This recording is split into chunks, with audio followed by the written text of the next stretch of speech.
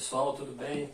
Gostaria inicialmente de desejar a todos uma feliz Páscoa, que esse momento que estamos atravessando possa ser fortalecido pelas bênçãos e graças de Deus em nossas vidas. Vamos dar continuidade aos nossos estudos e gostaria a vocês do terceiro ano de motivá-los cada vez mais para que vocês possam continuar firmes, interessados, focados, para que lá na frente cada uma possa colher os frutos e os resultados desse esforço, dessa dedicação, neste momento, que tanto para vocês está sendo complicado, quanto para nós também está sendo difícil. Mas nós temos que dar sequência. Importante nós aqui destacarmos que nós vamos começar a estudar História do Brasil. Na verdade, vocês já estudaram nas séries lá do ensino fundamental, e estudaram também ao longo do ano passado, no segundo ano. Esse ano, na verdade, estamos fazendo uma revisão sobre os conteúdos que vocês já viram, vocês já estudaram. E a história do Brasil, ela está intimamente associada, ligada com as grandes navegações. Nós vimos que a tomada de Constantinopla pelos turcos otomanos, ela provocou uma crise de desabastecimento, falta de produtos, falta de mercadorias para abastecer o continente europeu, os países europeus que surgiram a partir das diferentes monarquias que foram instituídas, criadas, ou então estados nacionais, como nós os chamamos. E nós vimos que a busca por mercadorias, por produtos, obrigou os europeus, com destaque para os portugueses, a dar início àquilo que nós chamamos de grandes navegações.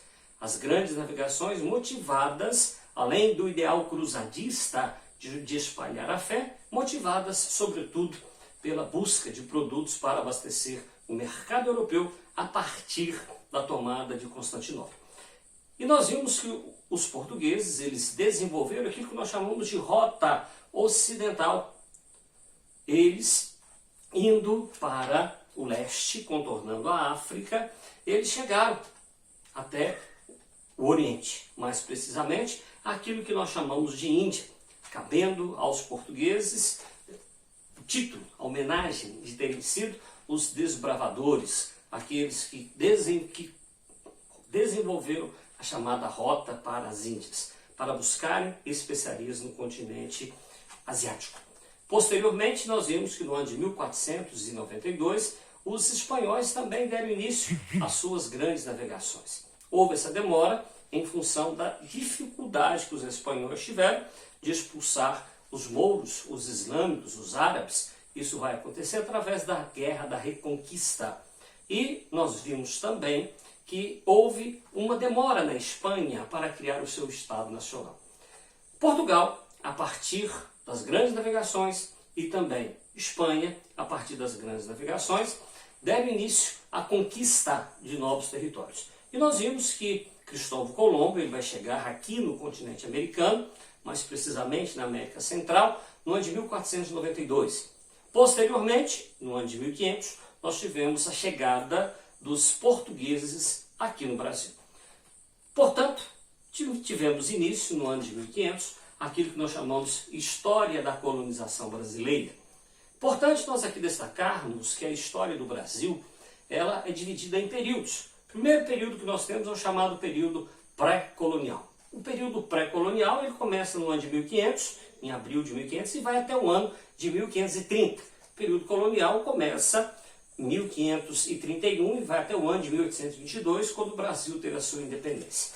E aí nós tivemos outros períodos na história do Brasil, como por exemplo aquilo que nós chamamos de período monárquico, que é o período que vai de 1822 a 1889, quando ocorre a proclamação da República. E depois nós tivemos subperíodos, como por exemplo República da Espada, como por exemplo também República do Café com Leite, tivemos também governo de Getúlio Vargas, República Liberal, tivemos República Militar e hoje vivemos o período que nós chamamos de Nova República.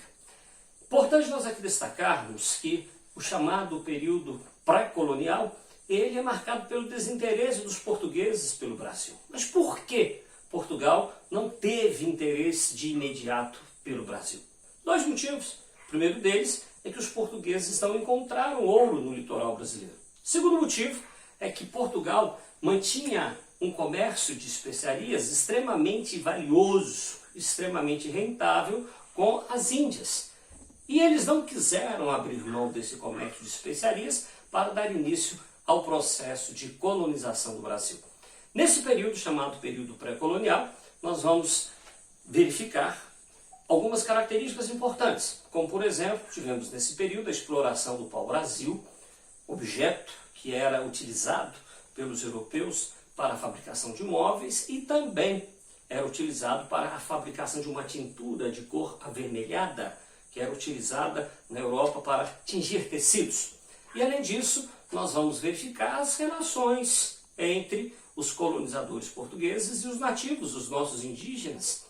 Relações essas marcadas pelo escambo, pelas trocas. Nós vamos verificar que os portugueses utilizaram a mão de obra indígena nesses primeiros 30 anos da história do Brasil para poderem explorar o pau-brasil. Um abraço para vocês, fiquem com Deus e estamos firmes. Continue também. Tchau.